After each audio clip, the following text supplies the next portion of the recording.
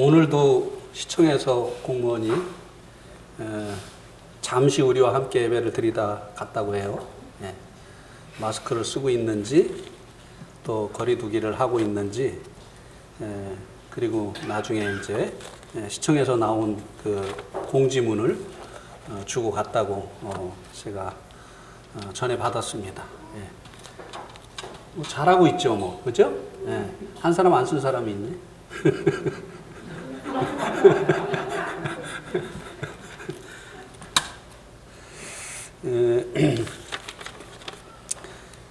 오늘 말씀은 고린도후서 3장 6절에서 11절.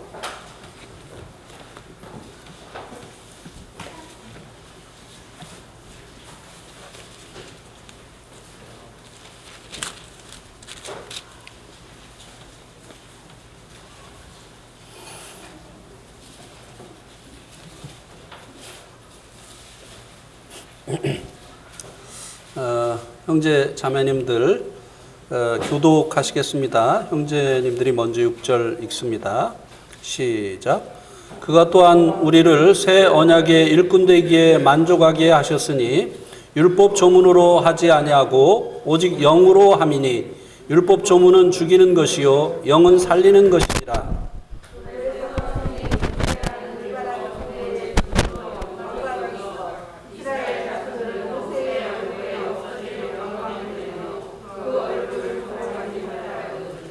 하물며 영의 직분은 더욱 영광이 있지 아니하겠느냐.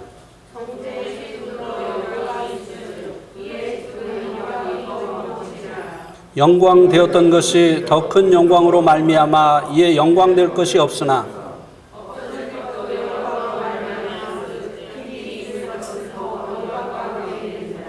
아멘.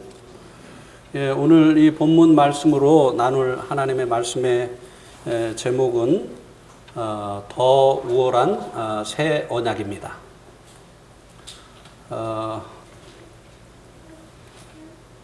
오늘 본문 말씀에 보면 특별히 6절 초반부에 보면 사도 바울이 자신을 새 언약의 일꾼이라고 소개를 해주고 있는 것을 볼 수 있게 됩니다. 이것은 새삼스러운 것입니다. 왜냐하면 고린도 교회를 사도 바울이 처음 접하는 것이 아니기 때문에 그렇습니다. 제가 처음 접하는 교회에 가서 저를 소개하는 것은 마땅한 일이지만 내동교회에서 저를 계속해서 소개를 한다고 한다면 이것은 새삼스러운 일이죠. 그리고 이제 자기를 새 언약의 일꾼이라고 소개를 하고 나서 계속해서 무엇을 말해주고 있는가 하면요, 새 언약이 옛 언약보다 우월하다 라고 하는 것을 말해주고 있습니다. 이것은 결국 무엇입니까? 자화자찬입니다. 자기가 우월하다고 하는, 옛 언약의 일꾼보다 자기가 더 우월하다고 하는 지금 자화자찬을 하고 있는 것입니다. 이것은 그리스도인에게 부끄러운 일이죠. 그러면 고린도후서 10장 17절 18절을 한번 보시기 바랍니다. 고린도후서 10장 17절. 네? 맞나요?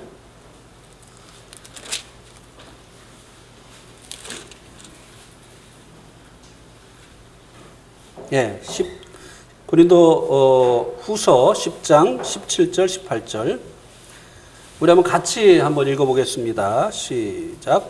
자랑하는 자는 주 안에서 자랑할지니라. 옳다 인정함을 받는 자는 자기를 칭찬하는 자가 아니요 오직 주께서 칭찬하시는 자니라. 그죠? 예. 자랑하는 자는 주 안에서 자랑할지니라 라고 사도 바울 본인이 얘기를 했습니다. 그죠? 그리고 옳다 인정함을 받는 자는 자기가 자기를 칭찬하는 자가 아니라 오직 주님께서 칭찬하는 자다 라고 말씀해 주고 있지 않습니까? 그러면서 이제 11장에서 이렇게 1절에 보세요. 원컨대 너희는 나의 좀 어리석은 것을 용납하라. 청하건대 나를 용납하라. 무엇을 용납하라고 말씀해 주고 있는가 하면요. 4절에 보면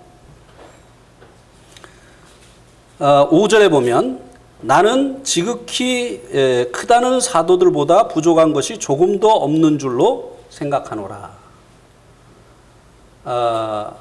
역시 자화자찬하고 있는 거죠. 이 일이 어리석은 일이라고 본인 스스로가 말해주고 있습니다. 사도 바울이 자기 자신을 칭찬을 하고 있는 이런 이제 그 어리석은 일을 했는데요. 왜 사도 바울이 지금까지 하지 않던 일을 하고 있는 것일까요? 이유가 있었지 않겠습니까? 이것은 어리석은 일이고 그리스도인들이 멀리 해야 될 일이라고 하는 사실을 그가 너무 잘 알고 있었고 본인 스스로가 그것을 가르쳤는데 왜 자기는 스스로를 칭찬을 하고 있느냐고 하는 것입니다. 고린도후서 11장 4절에 보면 우리가 그 이유를 알 수 있게 됩니다. 고린도전서 11장 4절에 보면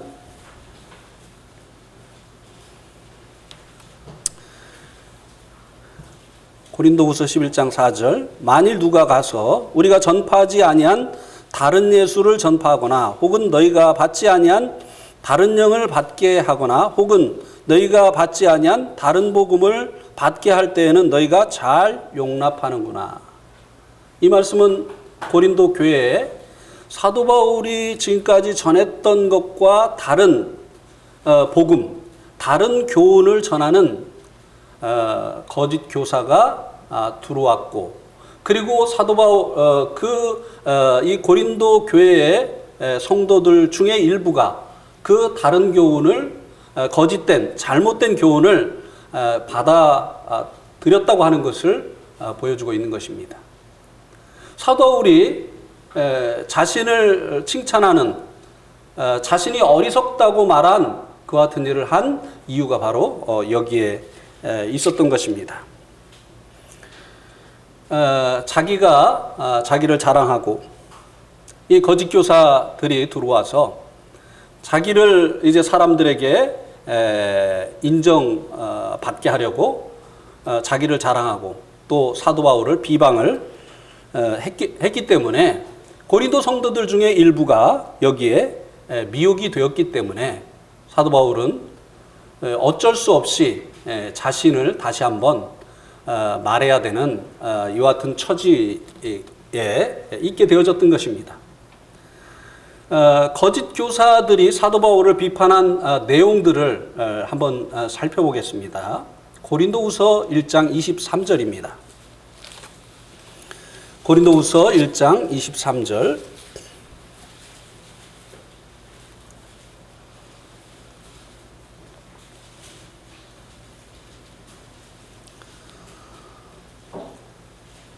내가 내 목숨을 걸고 하나님을 불러 증언하시게 하노니 내가 다시 고린도에 가지 아니한 것은 너희를 아끼려 함이라. 우리가 너희 믿음을 주관하려는 것이 아니요 오직 너희 기쁨을 돕는 자가 되게 하려 함이니 이는 너희가 믿음에 섰음이라. 사도 바울이 이 거짓 그 교사들에 의해서 어떤 이제 비판을 받고 있었느냐면요. 사도 바울이 이제 고린도에 가서 복음을 전했지 않습니까? 이게 이제 첫 번째 방문이었고, 그 다음에 이제 고린도 전서를 에베소에 있을 때 써서 보냈죠. 고린도 교회 형편이 굉장히 어렵다고 하는 소식을 듣고 그 문제들 하나하나를 짚어서 고린도 전서를 써서 보냈습니다. 그리고 그 후에 이제 그 문제를 해결하기 위해서 두 번째 방문을 했습니다. 그리고 나서 내가 또 오겠다고 했어요. 내가 이 고린도 교회에 또 오겠다고 약속을 하고 갔습니다. 그런데 약속을 안 지킨 거예요. 온다고 해놓고 안 온 겁니다.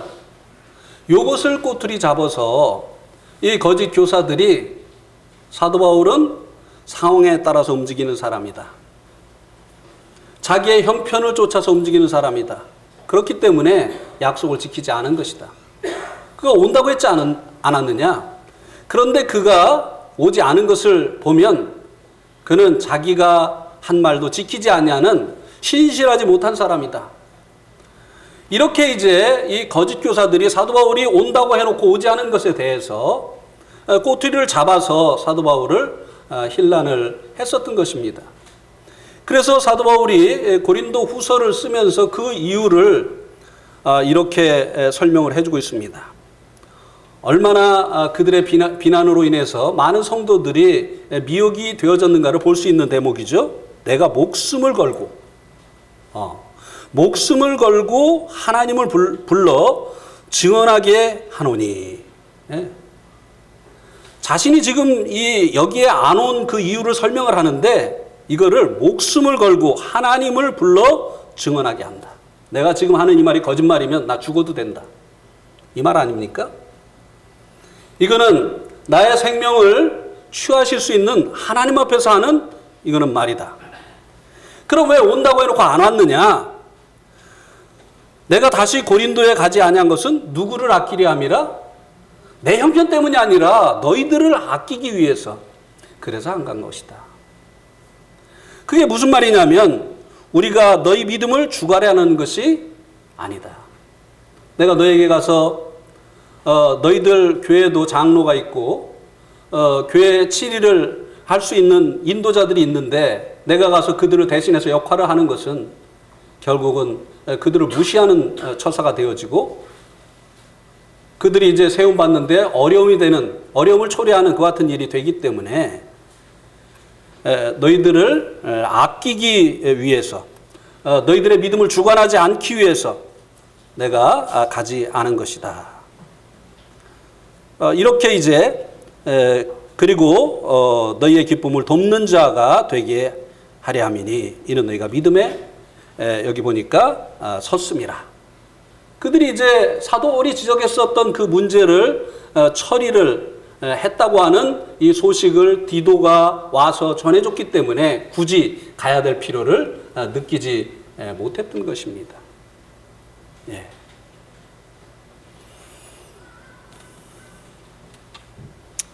그래서 그런데요, 이제 이 두고두고 이 고린도 교회에 들어온 거짓 교사들이 사도 바울이 오지 않은 이것을 가지고 사도 바울은 이랬다 저랬다는 사람이다. 믿을 수 없는 사람이다.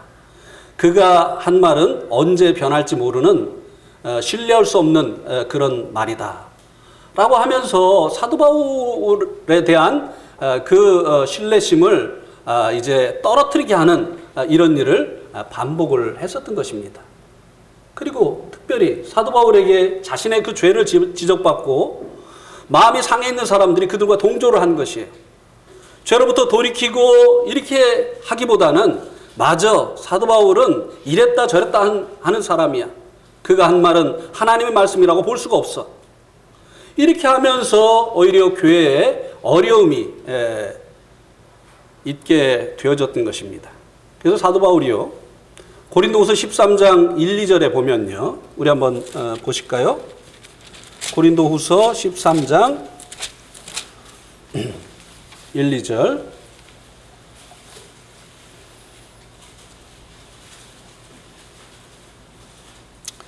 내가 이제 세 번째 너에게 가리니.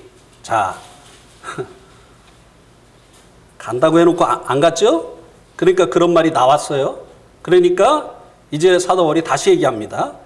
내가 이제 세 번째 너에게 가리니 두세 증인의 입으로 말마다 확정하리라. 내가 이미 말하였거니와 지금 떠나 있으나 두 번째 대면하였을 때와 같이 전에 죄 지은 자들과 그 남은 모든 사람에게 미리 말하노니 내가 다시 가면 용서하지 아니하리라. 너희들을 위해서 너희들이 스스로 문제를 해결하기를 위해서 가지 않은 것인데 계속 그것을 꼬투리를 잡고 이렇게 한다고 한다면 내가 세 번째 갈 것이다.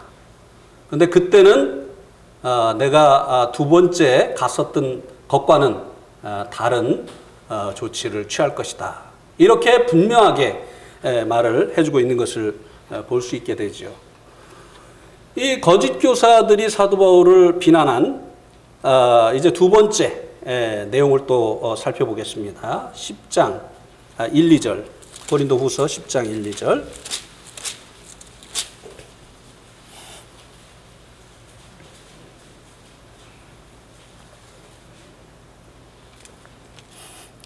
너희를 대면하면 유순하고 떠나 있으면 너희에 대하여 담대한 나 바울은 이제 그리스도의 온유와 관용으로 친히 너희를 권하고 또한 우리를 육신에 따라 행하는 자로 여기는 자들에 대하여 내가 담대히 대하는 것 같이 너희와 함께 있을 때에 나로 하여금 이 담대한 태도로 대하지 않게 하기를 구하노라.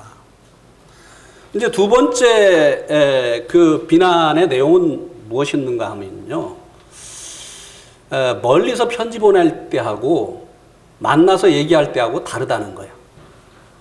아주 편지를 보낼 때는 그렇게 사자처럼 담대하게 그렇게 이야기를 하더니 와서 얘기하는 거 보니까 딴 사람이더라 이 말이죠.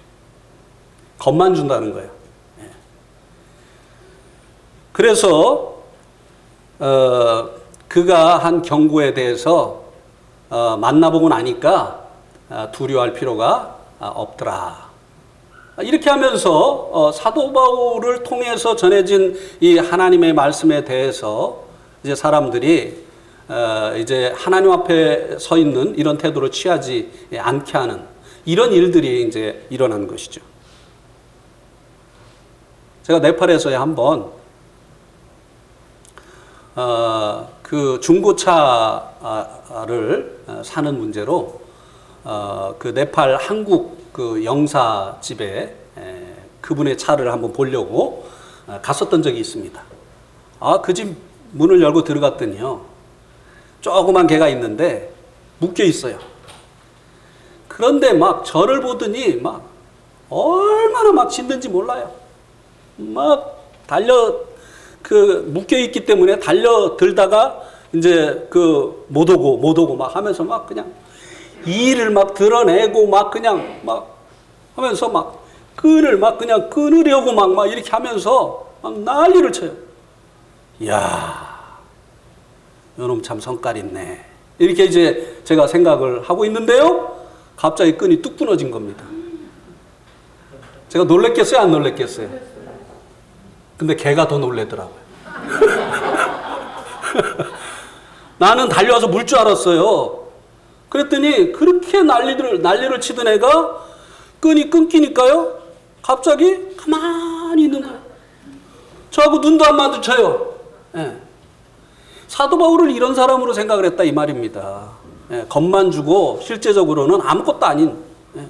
그래서 그가 하는 그 말을 우리가 마음에 두지 않아도 된다. 거짓 교사들이 이런 식으로 그냥 편지로 할 때만, 대면하지 않을 때만 담대하고 대면하면은 그냥 꼬리 내리는 유순한.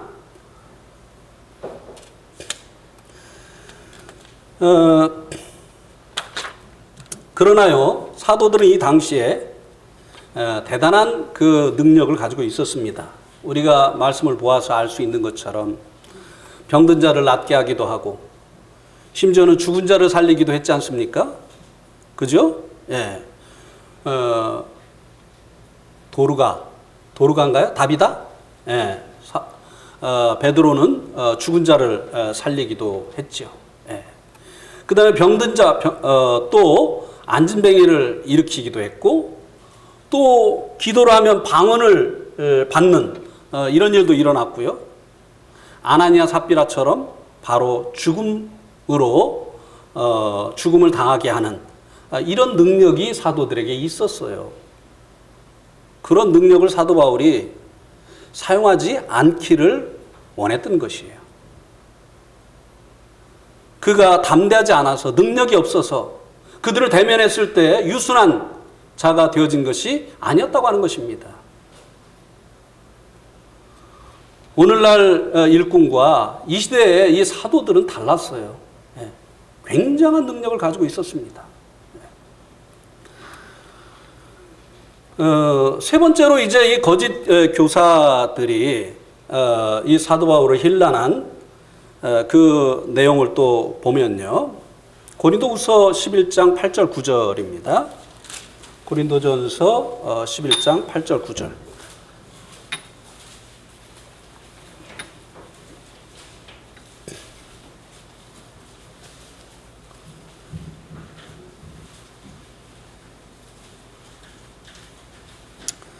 한번 같이 읽어볼까요? 고린도후서 11장 8절 9절.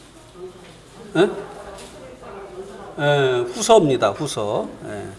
감사합니다. 지적해 주셔서. 계속 지적해 주셔야 돼요. 고린도후서 11장 8절 9절.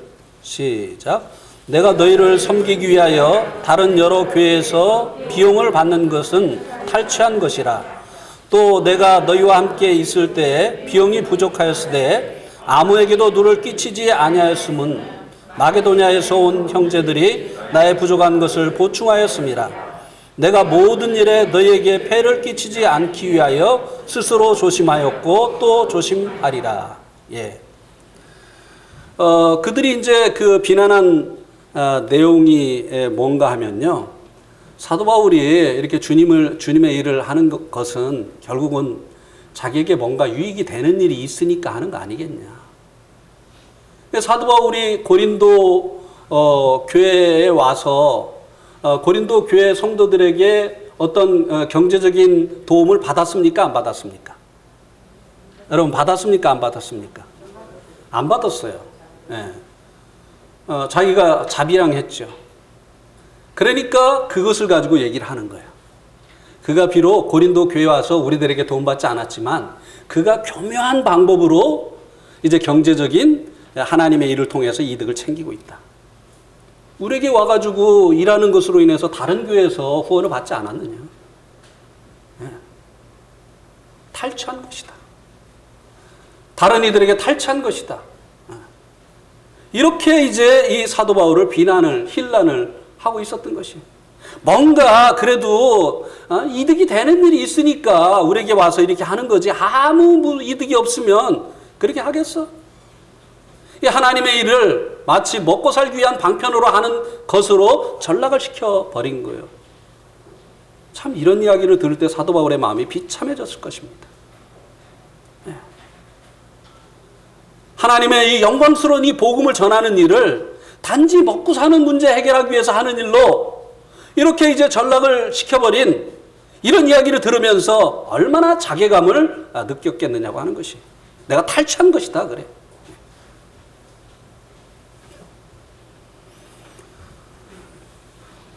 영혼을 사랑하고 주님을 사랑하고 또 주님 앞에 섰을 때 주님께서 계산해 주실 것을 소망하면서 주님의 일을 하고 있는 이 사도 바울을 그저 경제적인 이익을 생각하고 일하는 그런 사람으로 힐난을 했었던 것입니다. 사도 바울의 그 순수함을 왜곡을 시킨 것이죠. 제가 일전에 선한 사마리아원 여러분 아시죠? 선한 사마리아원 모르십니까? 우리 모임에서 하는 고아원이잖아요.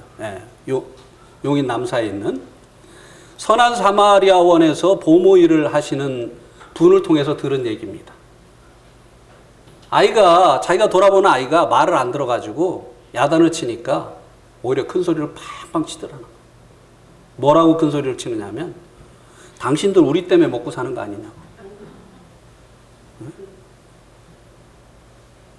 정말 자괴감을 느꼈다는 거예요.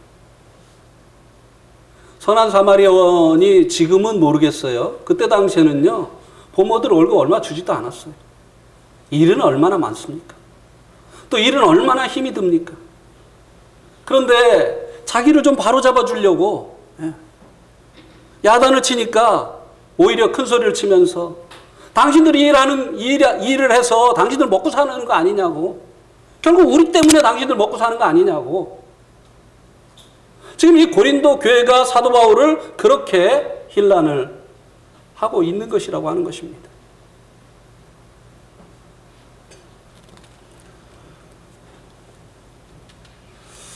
그 다음에 이제 사도 바울을 이제 결정적으로 이제 힐난을 한 것은 무엇인가 하면요. 고린도후서 3장 1절에 보면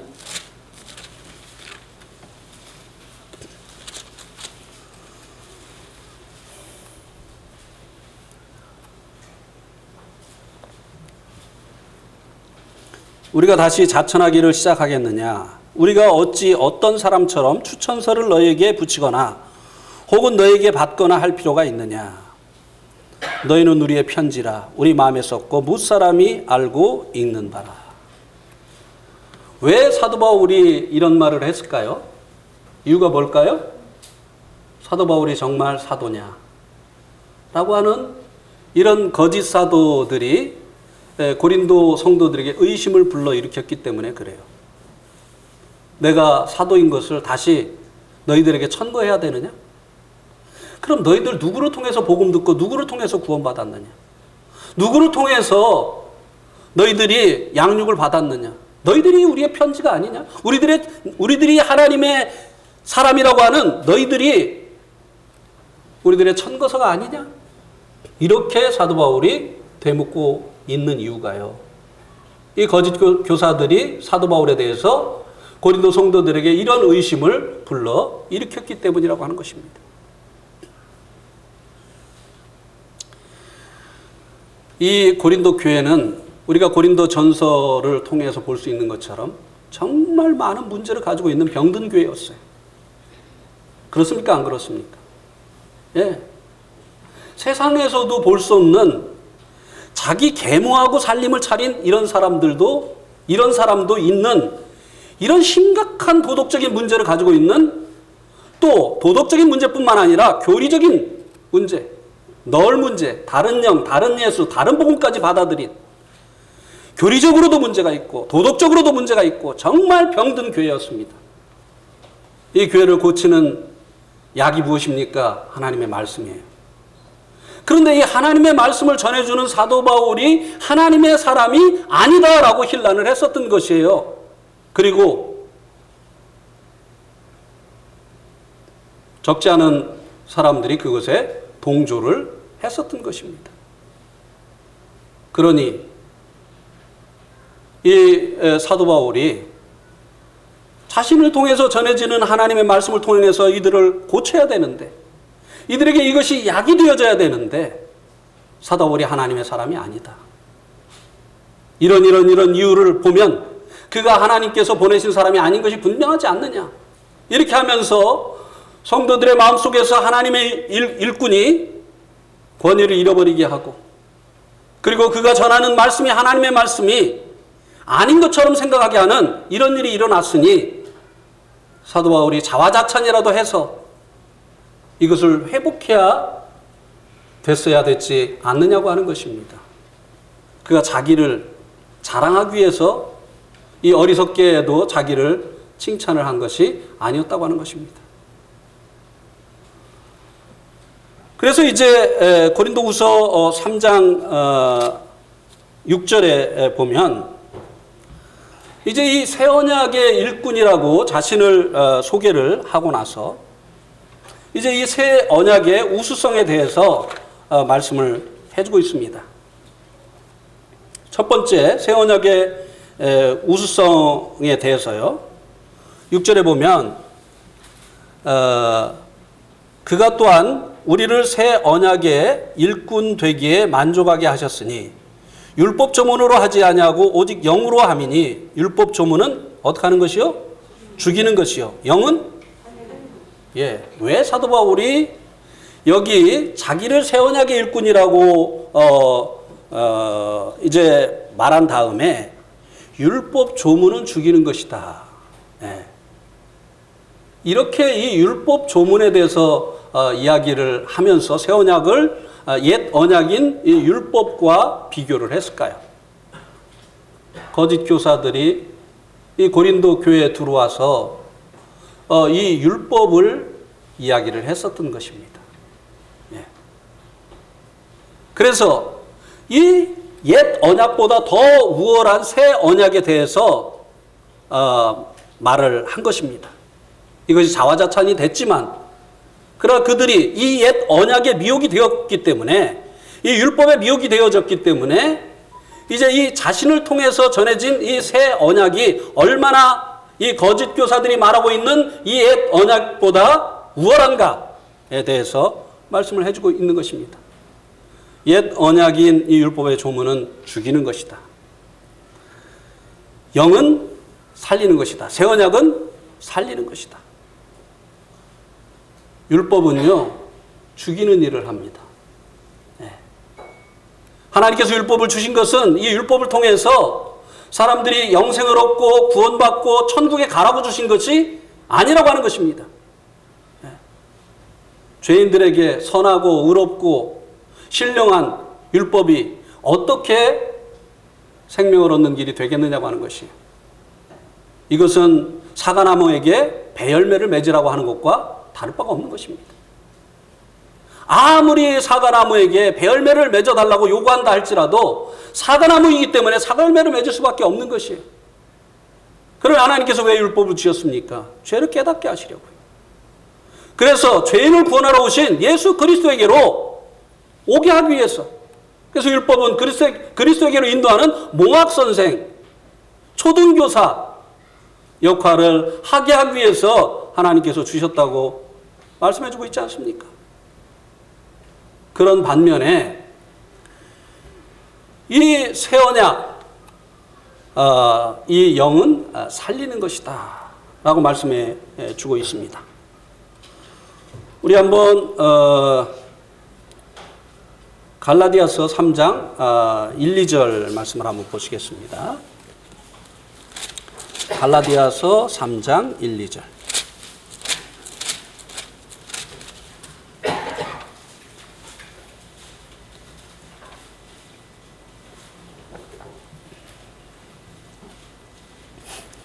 어리석도다 갈라디아 사람들아, 예수 그리스도께서 십자가에 못 박힌 것이 너희 눈앞에 밝히 보이거늘 누가 너희를 꾀더냐? 내가 너희에게 다만 이것을 알려하노니 너희가 성령을 받은 것이 율법의 행위로냐 혹 듣고 믿음으로냐.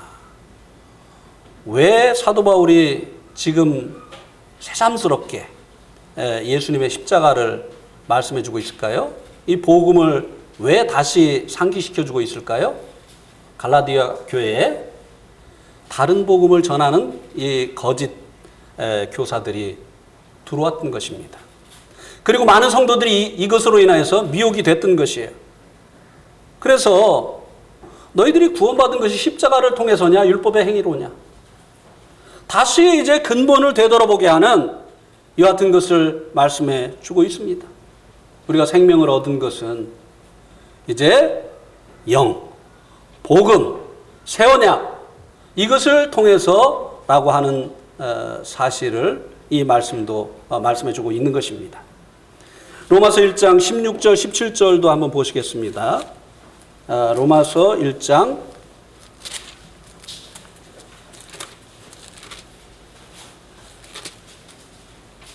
16절 17절.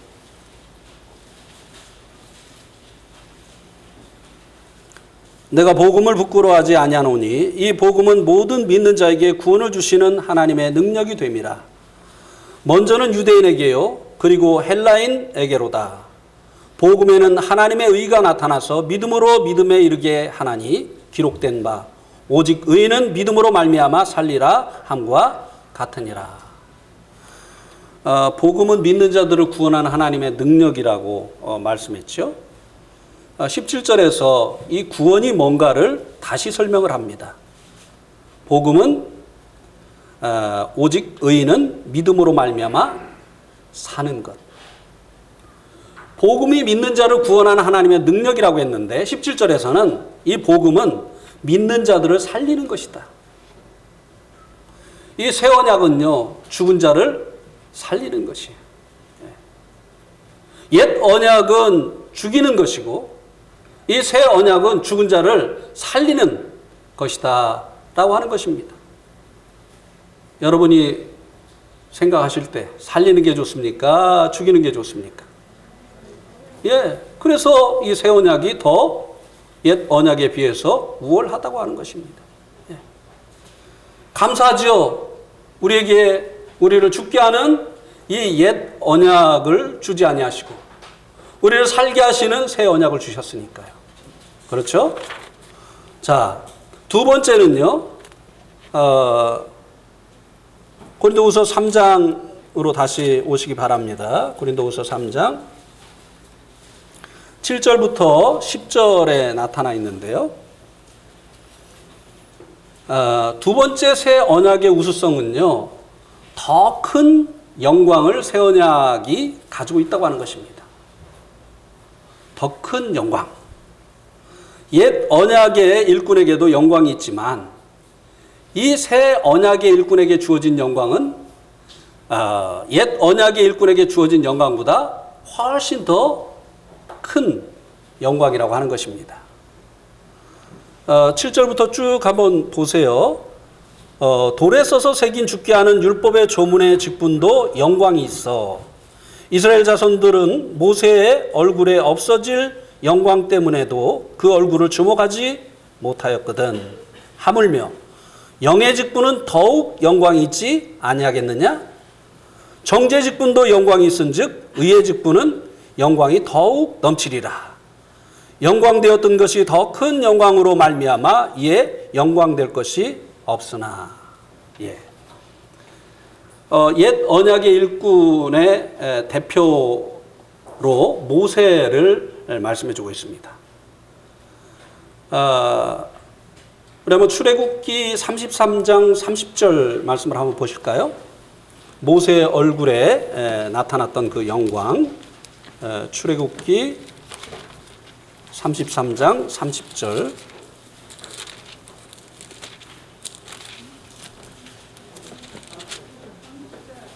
없어요?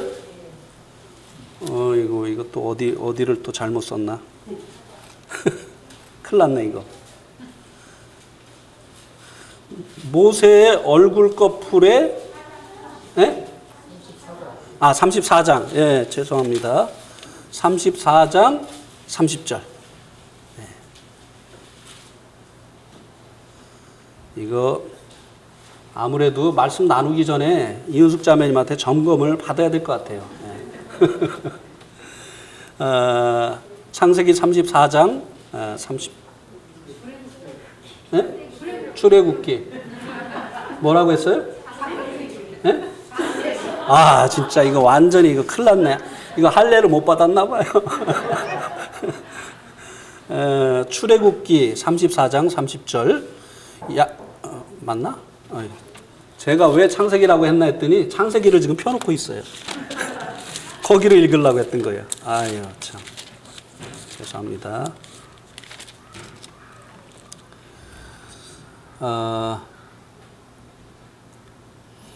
아론과 온 이스라엘 자손이 모세를 볼 때 모세의 얼굴 피부에 뭐가 나요? 광채가 남을 보고 그에게 가까이 하기를 두려워하더니. 이것을 보고 뭐라고 한 겁니까? 영광이라고 한 거예요. 그러니까 영광의 뜻이 무엇입니까? 빛이에요, 빛. 모세가 하나님을 접견하고 나오니까 그 얼굴에 하나님을 만난 흔적이 있었어요. 그게 뭐였다고요? 빛. 얼굴이 반짝반짝 빛나는 거예요. 얼굴에서 막 빛이 막 나오는 거예요. 네. 이것을 보고 옛 언약의 일꾼에게 있었던 영광이다. 이렇게 말씀해 주고 있습니다. 옛 언약의 일꾼에게도 이런 이제 영광이 있었다는 것이죠. 영광이 이렇게 그를 이제 빛나게 하는 그와 같은 것을 말씀해 주기도 하고, 이 영광이 때로는 하나님의 그 능력을 말씀해 주기도 하고, 이 영광의 의미가 이제 여러 가지가 있습니다만 여기서는 이제 얼굴에 있던 그 광채, 그것을 말씀해주고 있는 것이죠. 그런데 이 옛 언약의 일꾼에게 있었던 그 영광은 새 언약의 일꾼에게 있는 그 영광에다 비하면 영광이라고 말할 수도 없게 되어진다라고 하는 것입니다. 10절에 그렇게 말씀해주고 있죠. 영광되었던 것이 더 큰 영광으로 말미암아 이에 영광될 것이 없으나. 옛 언약의 일꾼에게도 영광이 있었습니다. 이 영광을 인해서 사람들이 그를 하나님의 일꾼으로 인정을 하고 그리고 그 앞에 나오기를 하나님 앞에 나오는 것처럼 두려워했어요. 그 영광 때문에. 그런데 하나님이 이제 그런 것을 주신 것이죠. 백성들 앞에 세우셔서 하나님의 일을 하게 하시기 위해서 옛 언약의 일꾼에게도 하나님께서 이런 영광을 주신 거예요. 그런데 이 새 언약의 일꾼에게 있는 그 영광은요, 얼마나 더 큰지 이 옛 언약의 일꾼의 그 영광은 하나님의 영광, 하나님의 새 언약의 일꾼의 그 영광 앞에 있으면 그냥 사라져 버린다는 것이에요. 여러분, 밤하늘에 별을 보러 어디를 간다고 이렇게 하더라고요. 강원도 어디 가면은 밤에 그 별이 많이 보인다고 그러더라고요. 그래서 별을 좋아하시는 분들은 이제 그런 곳을 찾아가시는데, 고성? 예. 네팔 한번 오세요. 네팔에 오면요, 별이 아니에요. 네팔은요, 은하수가 얼마나 은하수가 많이 보이는지 몰라요. 예. 별 정도가 아닙니다. 그만큼 어떻다는 얘기예요? 어둡다는 거예요. 예. 어쨌든 이렇게 밤하늘에 반짝반짝하던 이 별이요, 아침에 태양이 쫙 솟아나고 나면 사라집니까? 안 사라집니까? 그 별 그대로 있거든요. 근데 그 별빛이 있는지 없는지 모르게 되어지잖아요. 새 언약의 일꾼에게 주신 영광이 이렇게 옛 언약의 일꾼에게 주신 그 영광보다 크다고 하는 것입니다. 근데 실제적으로 그렇게 대우를 받나요? 모세 앞에 백성들이 두려워했어요. 그 영광으로 인해서 이 백성들이 모세를 두려워했고 하나님의 일꾼으로 인정을 했어요. 예. 그런데 이 새 언약의 일꾼에게 주신 영광은 더 큰 영광인데 이 새 언약의 일꾼들이 옛 언약의 일꾼들이 받던 그 대접과 같은 더 큰 대접을 받고 있나요? 아니요. 왜 그럴까요? 옛 언약의 일꾼에게 주신 영광은 눈에 보이는 거예요. 그런데 새 언약의 일꾼에게 주신 영광은요, 눈에는 안 보여요. 그러니까 보이는 것이 전부인 세상 사람들, 육신적인 사람들, 그가 가진 거, 그가 배운 거, 그의 지, 이런 것만 보이는 육신적인 사람들에게는요, 이 새 언약의 일꾼에게 주신 이 영광이 안 보이는 거예요. 예. 그러나 보이든지 말든지, 대우를 하든지 말든지, 새 언약의 일꾼에게 주신 하나님께서 새 언약의 일꾼에게 주신 영광은요, 더 큰 영광이다라고 하는 것입니다. 사도 바울이 이렇게 지금 자화자찬하고 있어요. 너희들이 나를 힐난하든지 어떻게 하든지, 내가 하나님께로 받은 이 영광은, 이거는 이 거짓 교사들이 자랑하는 내가 아론 지파다, 내가 그 하나님의 이 그 제사장이 되려면 아론의 후손이어야 되지 않느냐, 레위 족속이어야 되지 않느냐. 근데 이 바울은 베냐민 지파 아니냐, 이거는 축에도 끼지 못한다, 하나님의 일꾼으로서 이거는 자격이 없다. 그런데 나는 레위 지파요, 나는 아론 지파요, 이렇게 하면서 막 내세우니까 맞아, 그래.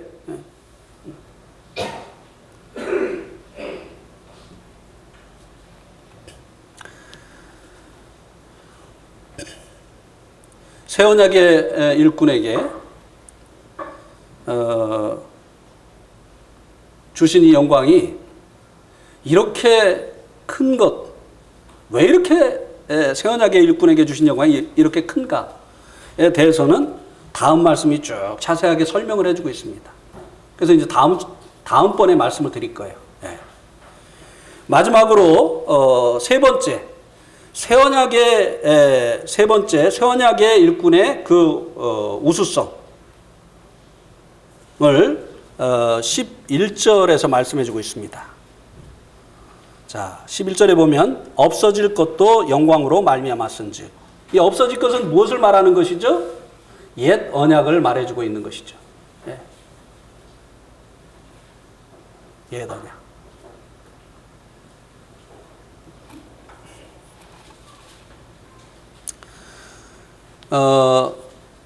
없어질 것은 옛 언약을 말해주는데 없어질 것도 영광으로 말미암았은즉 그 다음에 길이 있을 것.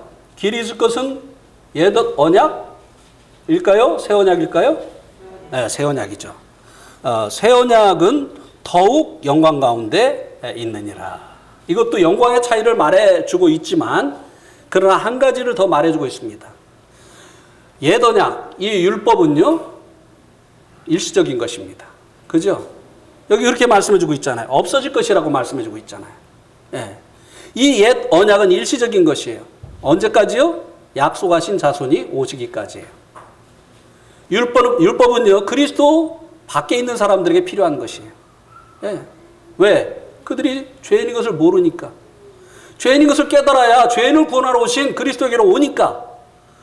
율법은 시대적으로도 약속하신 자손 예수 그리스도가 오시기까지고, 그리고 개인적으로도 예수님을 영접해서 구원을 받기 전까지 이 율법이 필요한 것이다 이 말입니다.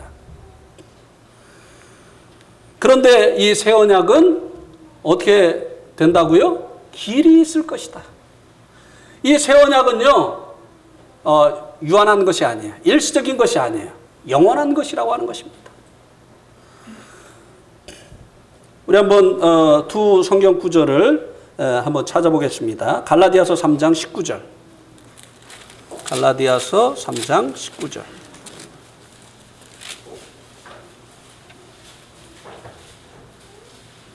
한번 같이 읽어보겠습니다. 갈라디아서 3장 19절. 시작. 그런즉 율법은 무엇이냐? 범법함으로 더하여진 것이라. 천사들을 통하여 한 중보자의 손으로 베푸신 것인데 약속하신 자손이 오시기까지 있을 것이라.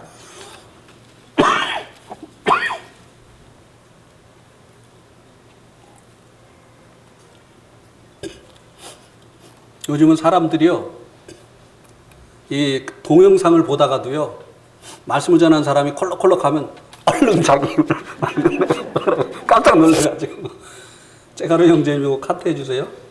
기침한 거 깜짝 놀란대요 사람들이. 이 율법은 언제까지라고 여기 말씀해주고 있습니까? 약속하신 자손이 오시기까지 있을 것이다. 그래서 율법은 요한의 때까지다. 예수님을 증거한 그 요한의 때까지다 이렇게 말씀해 주고 있지 않습니까? 그 다음에 로마서 7장 4절 6절을 한번 보세요. 로마서 7장 4절 6절.